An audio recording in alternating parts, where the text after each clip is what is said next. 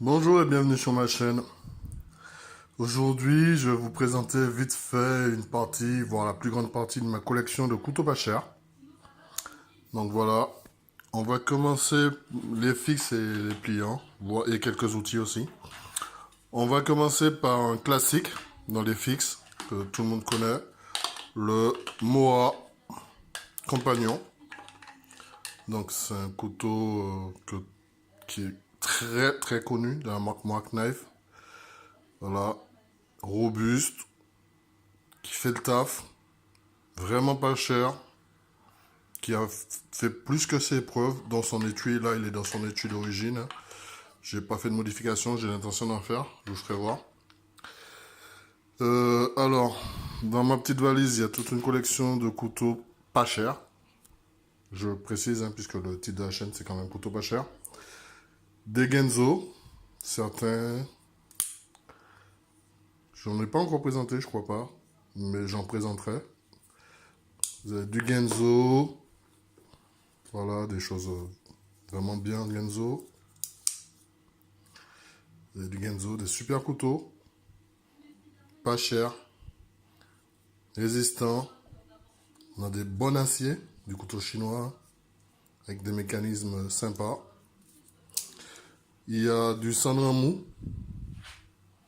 comme le Land 910. Voilà, pareil, hein, pas cher. Très bon acier, 12C27. Belle construction, belle finition.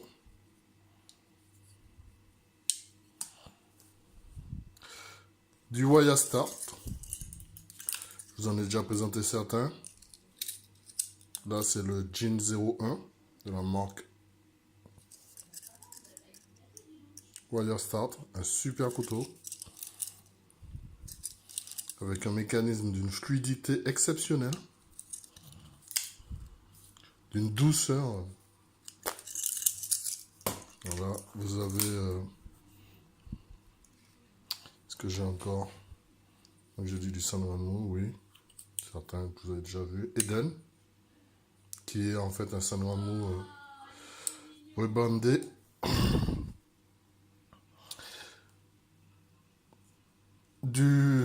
Alors, une marque que je viens de découvrir, je ferai une revue plus complète pour ce couteau-ci.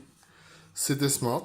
Alors je ne sais pas si tous les couteaux de cette marque-là auront la qualité de celui-là, en acier D2.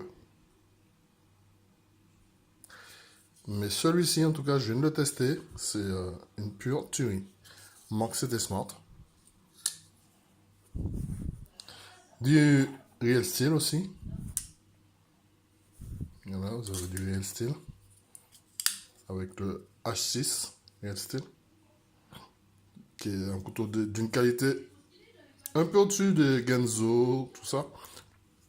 Mais avec un rapport qualité-prix vraiment, voilà, défiant toute concurrence. Vous avez, ça c'est mon dernier petit joujou, c'est un Real Steel. Le G3 Pro.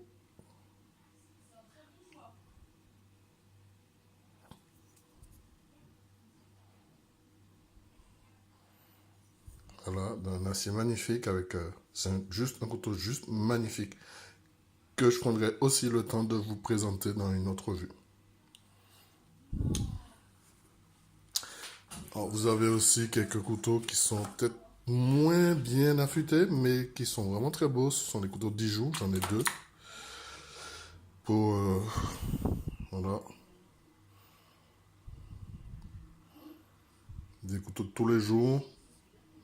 EDC, pour manger tout simplement. Partir en randonnée aussi, hein, on n'a pas toujours besoin de quelque chose de gros, de costaud. Ça fait le taf. Ça pèse moins de 40 grammes, 31 grammes. Celui-ci, je l'ai tous les jours sur moi. Tous les jours, tous les jours. Hein. Je mange avec d'ailleurs.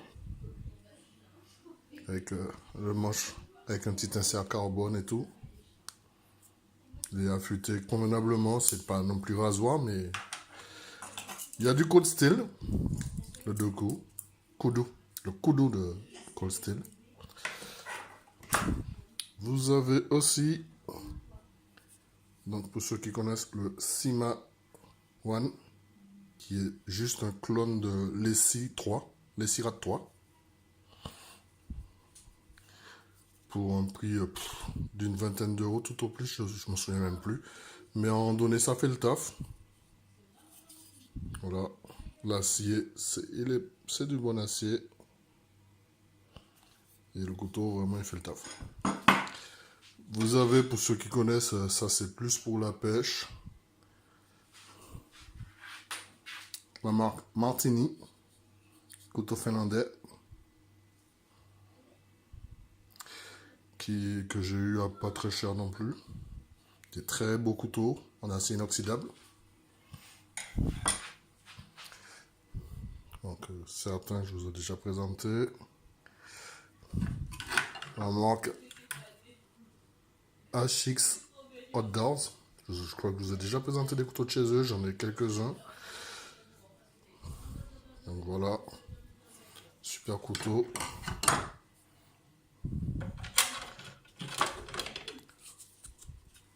Un petit neck de la même marque, qui est livré en plus avec le Techlock.